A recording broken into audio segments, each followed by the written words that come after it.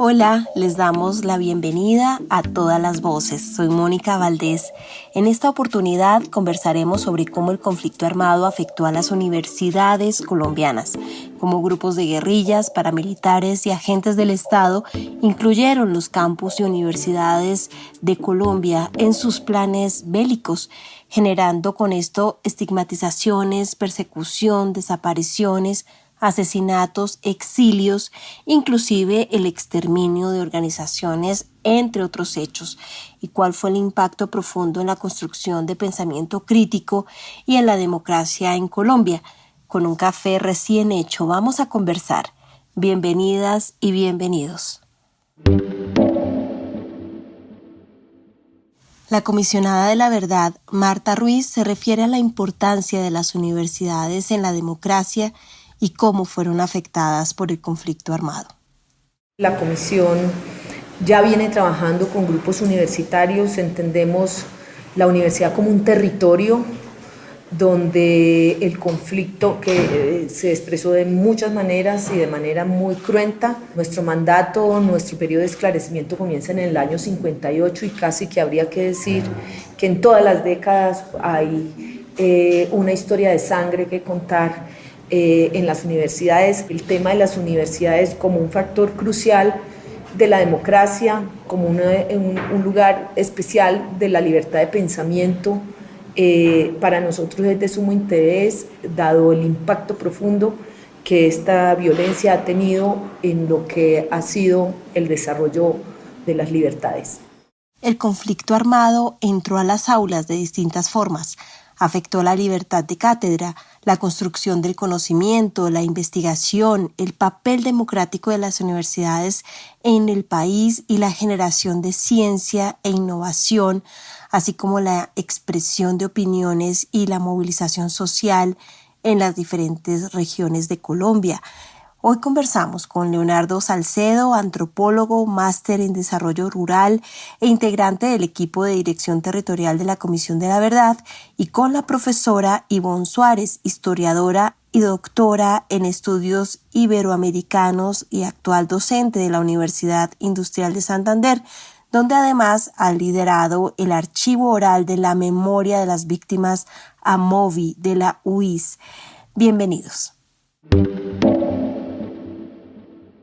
¿Cuáles serían los grandes hitos de esa gran línea de tiempo en que la violencia ha tenido unos picos en las comunidades universitarias, en las comunidades académicas? Bienvenido, Leonardo. Muchísimas gracias, Mónica. Sí, ahí hay como... Nosotros hemos encontrado al menos unos 5 hitos fundamentales para comprender esa larga historia de afectación a las universidades públicas y a las comunidades universitarias, y más recientemente también a las universidades privadas. Hay unos antecedentes iniciales que son, digamos, hacen parte incluso de la historia de lucha, de las conmemoraciones históricas del movimiento estudiantil, que tienen que ver con cómo la universidad se involucra en las luchas y tensiones sociales que se dan a finales de los años 20. Se está rompiendo el gobierno de la hegemonía conservadora, está habiendo en el campo principalmente una serie de movilizaciones en el Líbano, Tolima, los trabajadores petroleros en Barranca Bermeja, los trabajadores de los ferrocarriles sindicalizados salen en paro, la emblemática huelga de las bananeras que termina con la fatídica masacre de las bananeras, y en respuesta a todo eso, un ejercicio de movilización muy fuerte que se da principalmente en Bogotá, pero que tiene expresiones en otras ciudades, de estudiantes. En ese momento, recordemos, los estudiantes eran más las élites que podían acceder a las universidades públicas, pero que van bebiendo de ideas liberales, de algunas ideas de izquierda, y salen dentro de todo, digamos, un montón de sectores sociales a pelear contra la hegemonía conservadora, y participan pues del quiebre de ese gobierno conservador a finales de los 20, y termina con el asesinato del estudiante Gonzalo Bravo Pérez, que es uno de los primeros mártires del movimiento estudiantil colombiano. Cuando se conmemoraban 25 años de ese asesinato en 1954, otra vez en un momento donde el país estaba totalmente convulsionado, estábamos en el corazón de lo que se conoce como la violencia, acababa de llegar Gustavo Rojas Pinilla al poder y una de las primeras expresiones de movilización en contra de Rojas Pinilla la lideran los estudiantes universitarios en Bogotá, aunque también tiene expresiones en otras ciudades. Se está conmemorando los 25 años de asesinato de Gonzalo Bravo Pérez y cae asesinado otro estudiante que es Uriel Gutiérrez. Eso sucede el 8 de junio del 54. El 9 de junio los estudiantes salen a marchar en protesta por el asesinato de Uriel Gutiérrez y caen asesinados 9 estudiantes por parte de lo que se conocía en ese momento como el Batallón Colombia. El gobierno, por alguna razón, decide mandar a enfrentar la movilización estudiantil a un batallón del ejército que había estado en la guerra de Corea, que fue uno de los tratos de Laureano Gómez como para poder ganarse el favor del gobierno norteamericano en esos momentos. Luego ya tenemos el siguiente hito, que es un hito que va creciendo, y es una estigmatización contra las universidades públicas, en donde la Universidad de Antioquia, la Universidad Industrial de Santander y la Universidad Nacional en Bogotá van a ser las principales protagonistas por el papel que juegan en la formación, en el inicio de las guerrillas, de las insurgencias en los años 60, principalmente del Ejército de Liberación Nacional. A partir de allí, sectores del ejército, sectores del establecimiento, del gobierno nacional señalarán, y a partir de ahí irá creciendo solamente hacia adelante, a la universidad pública como un nido de guerrilleros, como un nido de comunistas. Estamos en un momento en donde todo lo que suene a izquierda, a comunismo, a cualquier otro tipo de expresión diferente al bipartidismo que en ese momento reinaba del Frente Nacional era totalmente atacada y empieza a haber persecuciones, arrestos, torturas, etcétera, etcétera. El siguiente hito ya lo tenemos en 1978, cuando se expide el Estatuto de Seguridad del gobierno de Turbay Ayala, que uno de sus principales, junto al campesinado tal vez y al sindicalismo, el siguiente sector más afectado y más señalado por el Estatuto de Seguridad es el sector estudiantil y el sector universitario. Profesores y estudiantes son perseguidos, capturados, ejecutados extrajudicialmente, empieza a haber torturas, empieza a haber casos de torturas entre el 78 y el 82 de una manera exacerbada por todo el país. Ya llega el conflicto cada vez con más fuerza a Cali, a la Universidad del Valle, a la Universidad de Antioquia, las universidades del Caribe por empiezan a verse afectadas, digamos, en este marco. Y ya luego, finales de los años 80, casi que como el complemento del Estatuto de Seguridad, acaba siendo el siguiente hito. Allí ya tenemos asesinatos masivos, ahí ya viene ya no solamente una persecución desde la fuerza pública, persecuciones judiciales, policiales y del ejército, de entidades como el F2, entidades de inteligencia, sino ahí ya aparece el actor paramilitar. Entonces ya tenemos el movimiento Muerte Secuestradores, tenemos los primeros grupos de paramilitares, ya entrando los años 90, tenemos las autodefensas de Córdoba y Urabá, las del Magdalena Medio, asesinando estudiantes, persiguiéndolos y, digamos, un ejercicio de persecución que se alarga hasta mediados de los años 90.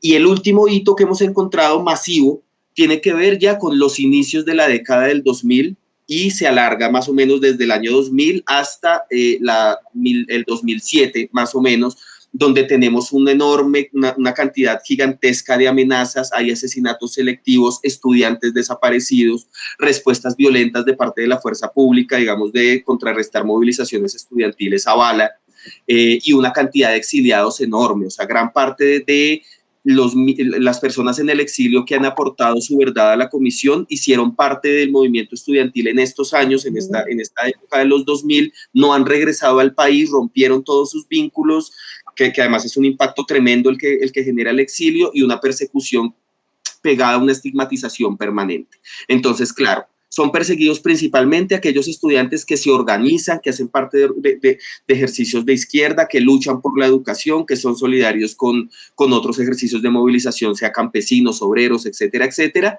pero es estigmatizada toda la comunidad universitaria. O sea, muchos de nosotros hemos tenido la posibilidad de decir, soy de la Universidad Nacional, de la Universidad de Antioquia, de la Universidad Industrial de Santander, y ya por eso hay un señalamiento en su.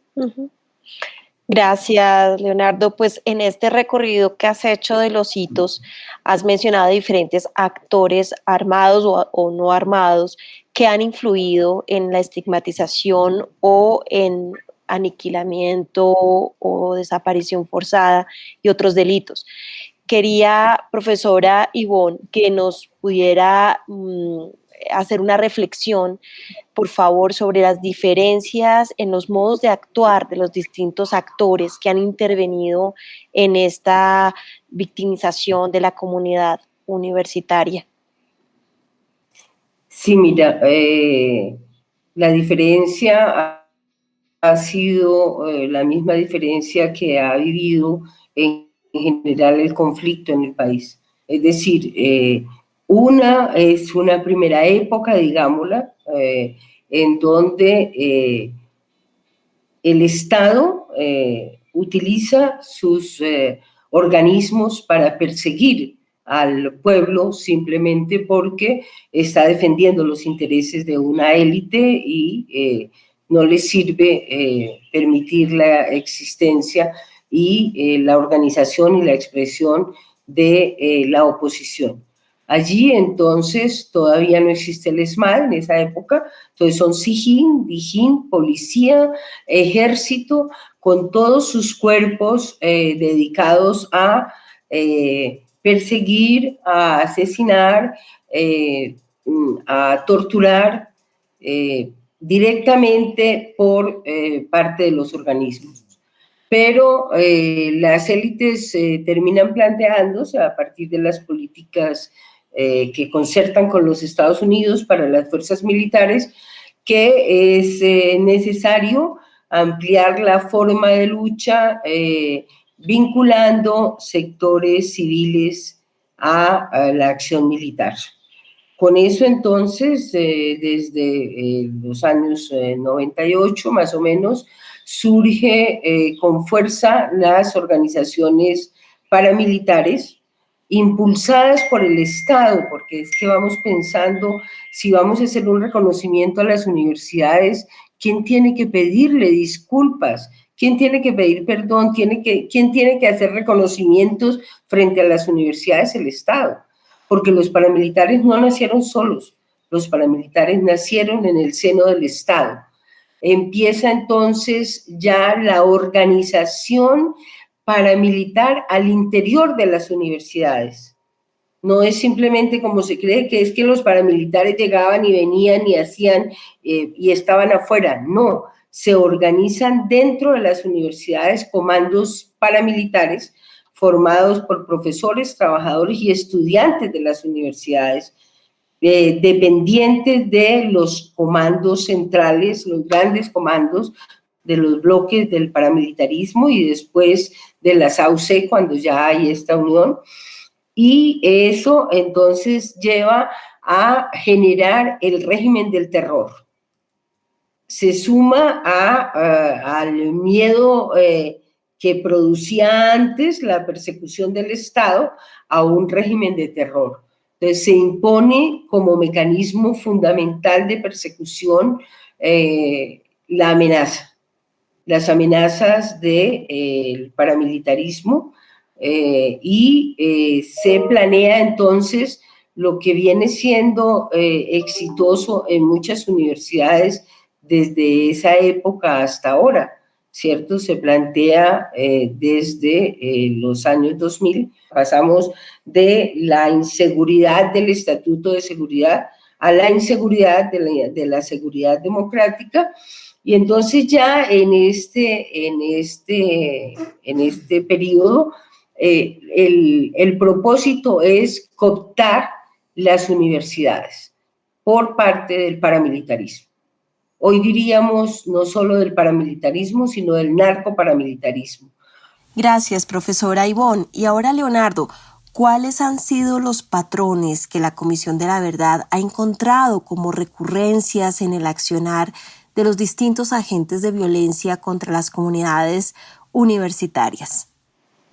Nosotros hemos encontrado en el ejercicio investigativo que está adelantando la comisión, recibiendo obviamente un montón de informes y de trabajos ya previamente elaborados por académicos y organizaciones de derechos humanos, tres tipos de patrones, tres tipos de accionares y de intencionalidades de los actores dentro de las universidades públicas. El primero tiene que ver con un ejercicio de violencia política que se basa en la fuerte estigmatización de la que ahora hablábamos en contra del movimiento universitario y de las universidades públicas en general. Ser universitario es casi igual a ser colaborador, auxiliador, simpatizante o incluso guerrillero, y eso genera una serie de violencias políticas en contra de estudiantes organizados, profesores sindicalizados, trabajadores sindicalizados, torturas, asesinatos, amenazas, desapariciones forzadas, etcétera, etcétera, etcétera. Esa es la primera, y que aparece en los años 70, en los años 80, en los años 90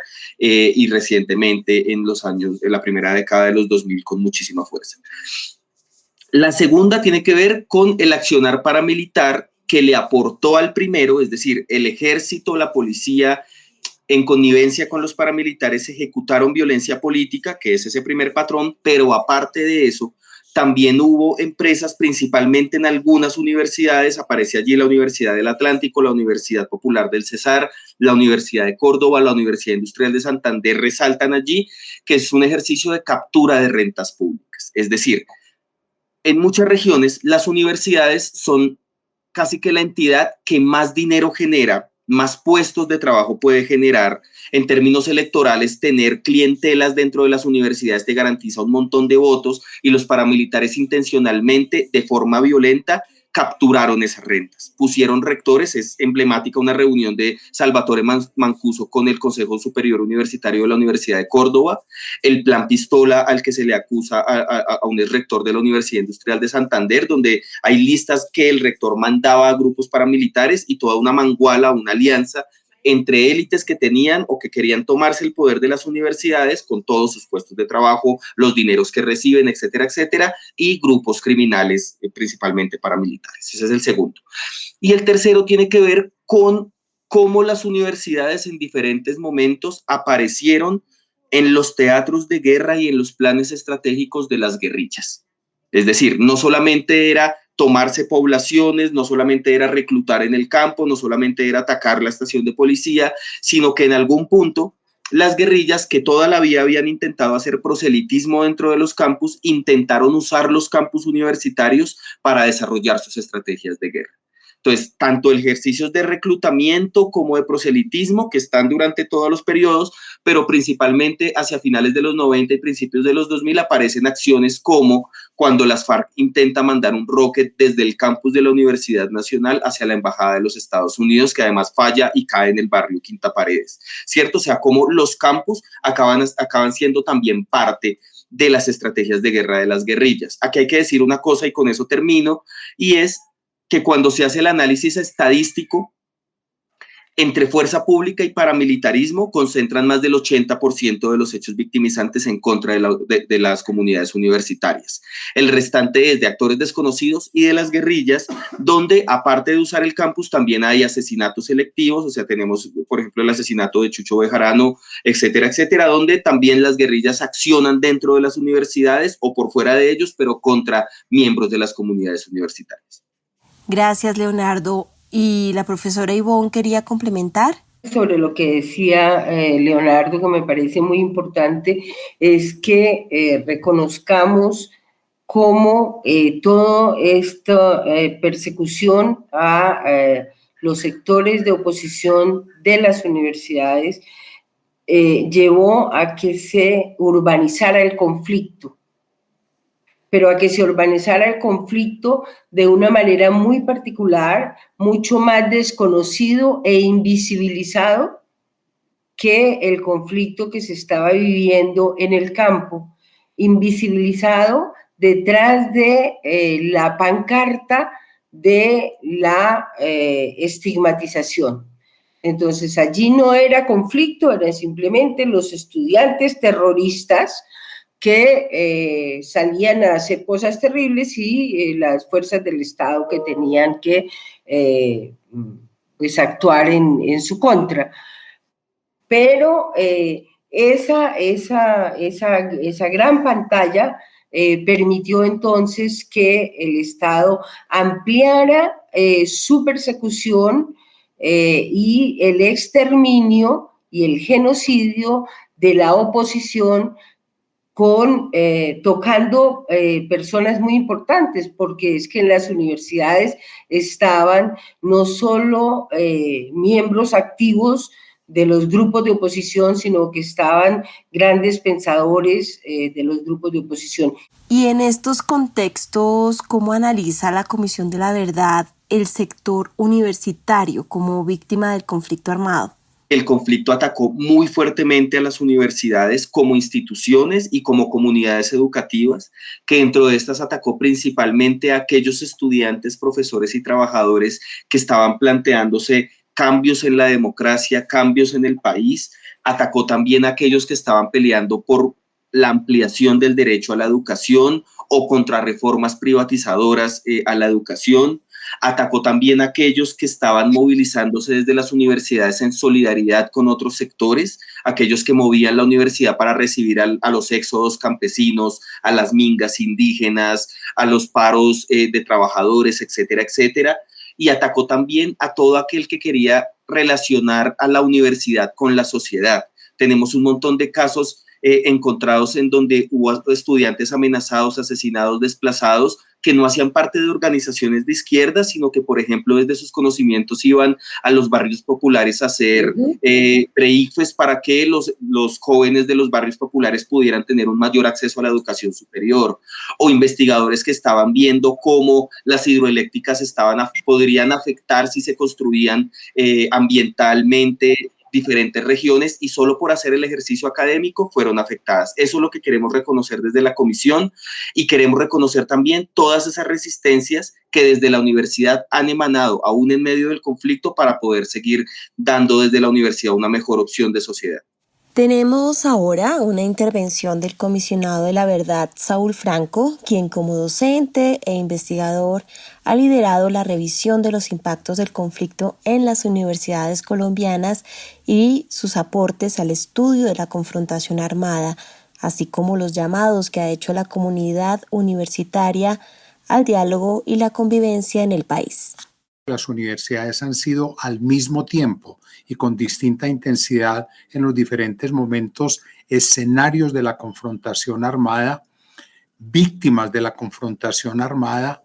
En algunos casos, algunos actores intervinieron inclusive al interior de las universidades y realizaron ahí algunas de sus actividades, y al mismo tiempo reconocer el enorme papel que ha tenido las universidades colombianas, especialmente las universidades públicas, pero también las universidades privadas, en las resistencias frente a la confrontación armada, en la defensa dentro de la universidad de los derechos civiles, sociales, del derecho a la protesta, y muy especialmente el enorme aporte de los centros de pensamiento universitarios integrados por estudiantes, profesores e inclusive trabajadores y directivos en producir propuestas para la superación de la guerra y la construcción de la paz. Y para cerrar, ¿cuál sería su mensaje final sobre lo que han sido estas violencias contra las comunidades educativas? Sería muy lindo soñar que sean los consejos superiores los que hagan un reconocimiento de su compromiso, que está aprobado además, y que pidieran perdón. Leonardo Salcedo, por favor. Recordar como comunidad universitaria y como sociedad que muchos de los grandes cambios, de las grandes ampliaciones de la democracia que ha tenido este país, aún en medio del conflicto, han emanado de las universidades y del trabajo de estudiantes, docentes y trabajadores de las mismas. A ambos, muchas gracias por estar en Todas las Voces.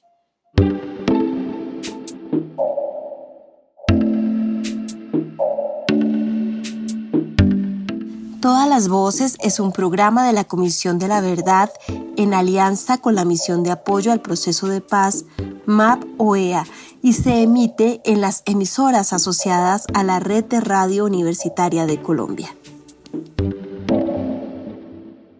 La MAP-OEA no es responsable de los contenidos ni de las opiniones compartidas por nuestros invitados.